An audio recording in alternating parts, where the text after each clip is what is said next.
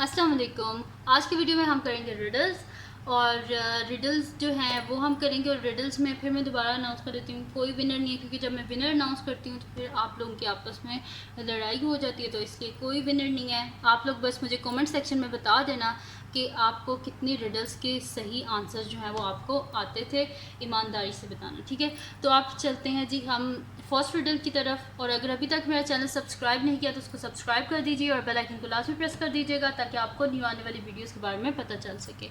तो स्टार्ट करते हैं जी। फर्स्ट रिडल हमारे पास है, before mount Everest was discovered what was the highest mountain on earth.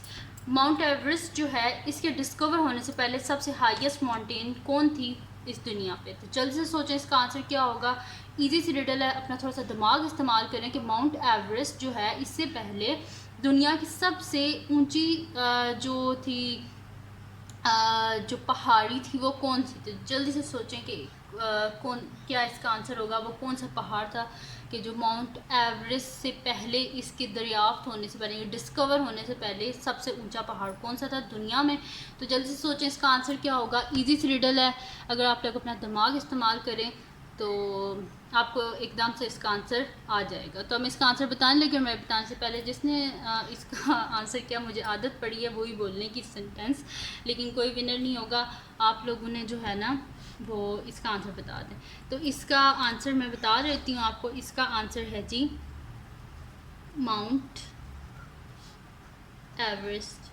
बेशक वो डिस्कवर नहीं हुई थी, लेकिन दुनिया की सबसे ऊंची तो यही पहाड़ी है ना। बेशक डिस्कवर हो ना हो, लेकिन पहाड़ी ऊंची सबसे तो यही है ना।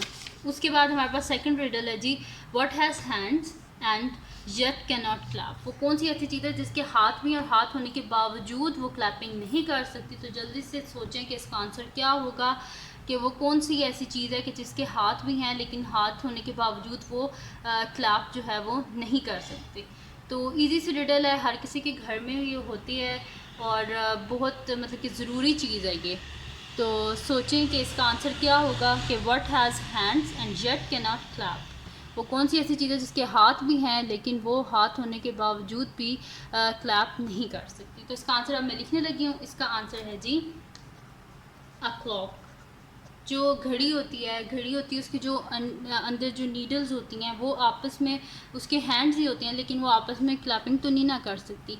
तो ये था जी इसका आंसर। अब चलते हैं हम नेक्स्ट रिडल की तरफ, जो कि हमारे पास है इस वीडियो की थर्ड रिडल। तो थर्ड रिडल जो हमारे पास है वो ये है कि what can you catch but not throw. वो कौन सी ऐसी चीज़ है जिसको आप कैच तो कर सकते हैं लेकिन उसको आप फेंक नहीं सकते।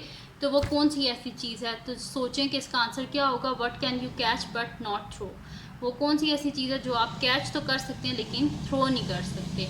तो सोचें जी इसका आंसर क्या होगा। What can you catch but not throw. वो कौन सी ऐसी चीज़ है कि जिसको आप कैच तो कर सकते हैं लेकिन थ्रो नहीं कर सकते। तो सोचें जी इसका आंसर क्या होगा। बहुत ईजी, ये तो बहुत ईजी रिडल है। तो सोचें इसका आंसर क्या होगा। What can you catch but not throw. तो इसका आंसर अब मैं आपको बताने लगी हूँ। इसका आंसर बहुत ईजी सा था और इसका आंसर था जी कोल्ड। हमें वो हो जाता है ना, मतलब कि हम किसी से वो हमें हो जाता है, लेकिन ऐसा तो नहीं हम फेंक तो नहीं ना सकते इसको। तो ये थी जी थर्ड रिडल। अब चलते हैं नेक्स्ट रिडल की तरफ, जो कि हमारे पास है फोर्थ रिडल इस वीडियो की है। वो है जी हमारे पास, the more there is the less you see what am I. ये कौन सी ऐसी चीज़ है जिसके जब ये ज़्यादा हो तो हमें जो है कुछ नज़र नहीं आता, जब कम हो तो हम देख सकते हैं। तो कौन सी ऐसी चीज़ है। The more there is the less you see what am I. ये कौन सी ऐसी चीज़ हो सकती है कि जब ये ज़्यादा हो तो हम देख नहीं सकते, कम हो तो देख सकते हैं। तो कौन सी ऐसी चीज़ है ये। तो सोचें अपने जहन में कि इसका आंसर क्या होगा, कि वो कौन सी ऐसी चीज़ है। अब मैं इसका आंसर बताने लगी हूँ। ईजी सी रिडल है, इसका आंसर मैं बताने लगी हूँ। इसका आंसर है जी हमारे पास, इसका आंसर है जी डार्कनेस। जो डार्कनेस होती है, जब ज़्यादा अंधेरा होता है तो हमें नज़र नहीं आता, लेकिन जब कम अंधेरा होता है तो हम देख सकते हैं। तो इस वजह से इसका आंसर था जी डार्कनेस। बहुत ईजी सी रिडल थी। अब चलते हैं जी नेक्स्ट रिडल की तरफ, जो कि हमारे पास फिफ्थ रिडल है। Break me and I will catch you, obey me and I will save you, what am I. ये कौन सी ऐसी चीज़ है जी कि जिसको मतलब कि अगर हम जिसको तोड़ेंगे तो हम केज में चले जाएंगे, और अगर हम इसको फॉलो करेंगे तो ये हमें सेव करेगा। तो कौन सी ऐसी चीज़ है, जल्दी से बताएं इसका आंसर क्या होगा। बहुत ईजी रिडल है कि break me and I will cage you, obey me and I will save you, what am I. क्या चीज़ हो सकती है, सोचें जी कौन सी ऐसी चीज़ है। Break me and I will cage you, obey me and I will save you, what am I. कौन सी ऐसी चीज़ हो सकती है। अब मैं इसका आंसर लिखने लगी हूँ। तो इसका आंसर है जी, हमारे पास है इसका आंसर लॉ। जो लॉ होता है अगर हम उसको ओबे करेंगे तो ज़ाहिर सी बात है हम बचे रहेंगे, और जब हम इसे ओबे नहीं करेंगे तो ज़ाहिर सी बात है हमें जेल हो जाएगी, कोई हम ऐसी हरकत करेंगे।